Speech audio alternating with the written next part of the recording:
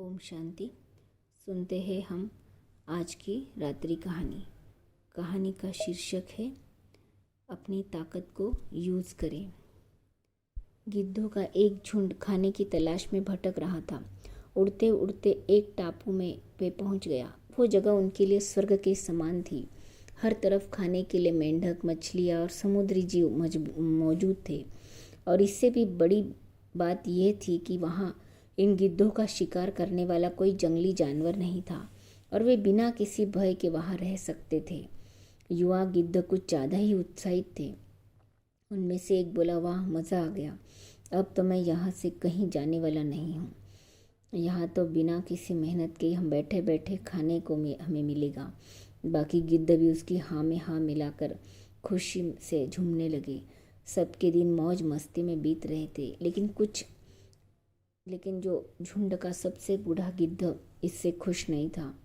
एक दिन अपनी चिंता जाहिर करते हुए वो बोला, भाइयों, हम गिद्ध हैं। हमें हमारी ऊंची उड़ान और अचूक वार करने की ताकत के लिए जाना जाता है। पर जब से हम यहाँ आए हैं, हर कोई आराम तलब हो गया है। ऊंची उड़ान तो दूर, ज़्यादातर गिद्ध तो कई महीनों से उड़े तक नहीं है और आसानी से मिलने वाले भोजन की वजह से हम अब सब शिकार करना भी भूल रहे हैं। यह हमारे भविष्य के लिए अच्छा नहीं है।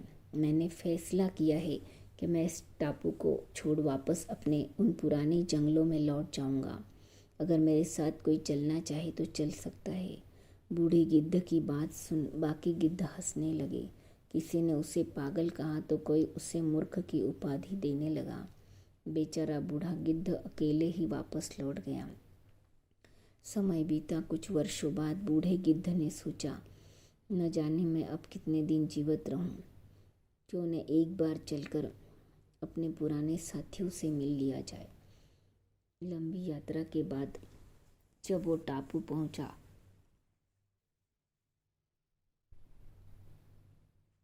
तो वहां का दृश्य भयावह था। ज़्यादातर गिद्ध मारे जा चुके थे और जो बचे थे वे बुरी तरह से घायल थे। ये कैसे हो गया? बूढ़े गिद्ध ने पूछा। कराहते हुए एक घायल गिद्ध बोला, हमें क्षमा कीजिए, हमने आपकी बातों को गंभीरता से नहीं लिया और आपका मजाक उड़ाया। दरअसल आपके जाने के बाद कुछ महीनों बाद एक बड़ी सी जहाज इस टापू पे आई और चीतों का एक दल यहाँ छोड़ गई। चीतों ने पहले तो हम पर हमला किया, लेकिन बाद में उन्हें पता चला कि हम उड़ भी नहीं सकते। फिर उन्होंने हमें धीरे धीरे एक एक को खाना शुरू कर दिया और एक एक करके हमारी आबादी घटने लग गई और इस तरह से हमने अपना ही नुकसान कर लिया। अगर उस समय आपकी बात अगर हम मानते तो हमारे ऊपर यह समय नहीं आता।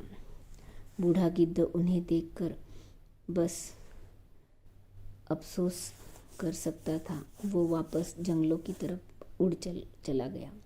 दोस्तों, अगर हम अपनी किसी शक्ति का यूज़ नहीं करते तो धीरे धीरे हम उसे लूज़ करते हैं।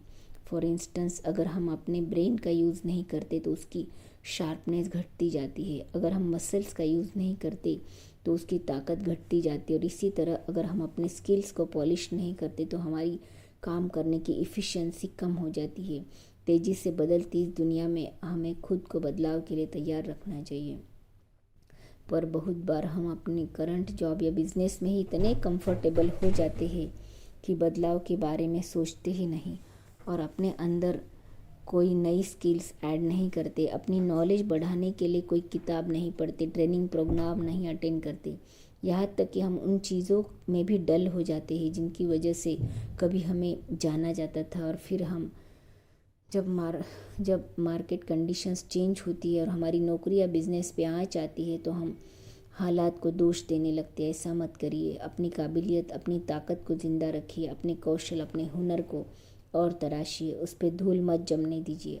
और जब तक आप ऐसा करेंगे तो बड़ी से बड़ी मुसीबत भी पर आने पर भी आप ऊंची उड़ान भर पाएंगे। Be active always. ओम शांति।